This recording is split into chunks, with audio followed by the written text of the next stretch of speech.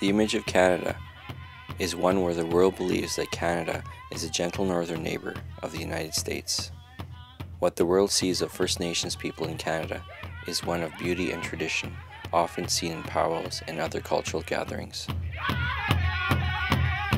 What the world doesn't see is the reality that First Nations face on a regular basis. They don't see the horrific human rights violations that First Nations peoples have been dealing with for generations. Today, a lot of attention is focused on a National Day of Action on June 29, 2007, when Indigenous people will protest all across Canada against human rights violations. For decades, the inaction of successive Canadian governments in dealing with these issues has brought protests and occupations to a head. Not since the 1973 siege at Wounded Knee, South Dakota, has Americans seen such violent confrontations between Indigenous people and governments. Americans are waking up to events in Canada, perhaps questioning the security of their largest foreign oil supply. America needs 21 million barrels of oil a day, 2/3 of which comes from foreign sources. With Hurricane Katrina having taken out 30% of American domestic oil production, a stable supply of foreign oil is essential to the American economy. Since the advent of Native American casinos, violent Indigenous protests have not been the norm in the United States. Nowadays, Native Americans are generally a part of the U.S. economy. Despite a violent history, today many American Indian reservations proudly fly the American flag. There are now 13,000 Native Americans serving in the U.S. military, with 2,000 serving in the front lines in Iraq.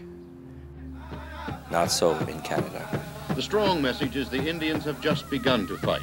If you do not deal with this generation of leaders and seek peaceful solutions, then we cannot promise that you are going to like the kind of violent political action that we can just about guarantee the next generation is going to bring to you.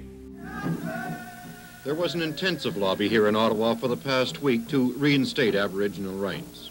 For the Native leaders, it's a devastating loss, but they're warning the provinces to expect a hard political fight because Native groups are coming away from this united. Across Canada, a litany of frustration at the hands of various governments has boiled over into noisy protests. The drums and chants are songs of Indian honor, and it's the largest demonstration so far in this constitutional fight for Aboriginal rights. With 30,000 miles of railway lines and over 50,000 miles of oil pipelines in Canada, no one should dismiss the possibility of conflict in Canada. Canada is the United States' largest trading partner.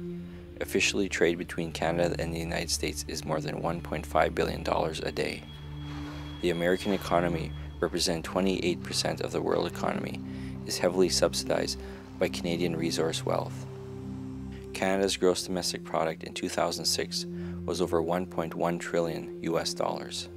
Only 9 countries in the world in the $1 trillion club. Only 9 countries in the world have a gross domestic product over $1 trillion US dollars. Those 9 countries have a combined gross domestic product of over $30 trillion and control 68% of the world economy. That leaves over 180 countries in the world with a combined gross domestic product of only $14 trillion or less than 32% of the world economy. The vast majority of the world's people do not share equally in the wealth of the world economy. While Canada and the United States have a combined landmass of over 7 million square miles, Indigenous peoples in Canada do not share in the wealth of the land. North Americans are in the top 10 highest per capita gross domestic product, but the United Nations found that the Indigenous people in Canada were in the 63rd level at the UN Living Index, and the poorest county in the United States is a Native American reservation, Pine Ridge, South Dakota. While Canadian resources subsidize the U.S. economy, Canadian Indigenous people, the original owners of the resources, get no royalties on any of the 60 different metals and minerals mined in Canada. No royalties on the 3 million barrels of oil a day produced by Canada, or stumpage fees on vast forests that are being clear-cut for the benefit of others. In oil-rich northwestern Alberta last year, the Lubicon Lake Band staged a 6-day blockade of 10,000 square kilometers of land after 48 years of treaty negotiations had produced few results. There are well over 1,000 land claims across the country not being settled, while Canada continues to sell off hundreds and hundreds of billions of dollars of Canadian resources every year into the United States. 87.1% of the exports of all Canadian exports flow to the United States. 72% of all foreign investment in Canada comes from the United States.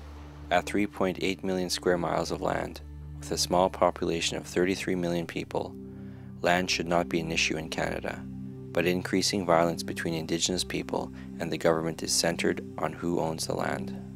4 immense pipelines are being proposed to take Alberta oil to the United States. Exxon reported in a newspaper article $10.4 billion gross profit in one of its quarters in 2006. Under the North American Free Trade Agreement, Canada is obligated to ensure security of energy exports to the United States. The United States is also legally obligated under American law by the North American Free Trade Agreement to ensure environmental standards for American companies extracting oil in Canada. In 2006, 2 countries, Canada and Russia, voted against the UN Declaration on Indigenous Peoples' Rights, even though the United Nations Universal Declaration of Human Rights, Article 17, refers to the fundamental right to property. Canada does not recognize the right to property in its Charter of Rights and Freedoms. In 1982, Canada deliberately omitted the fundamental right to property in its Charter of Rights and Freedoms. The state of Minnesota recently took the plight of Indigenous peoples in Canada seriously. Minnesota buys 40% of all hydro-generated electricity exported from the province of Manitoba.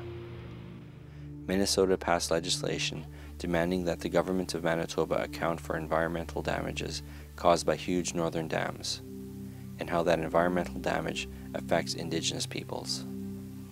Housing has been a tremendous problem in terms of human rights.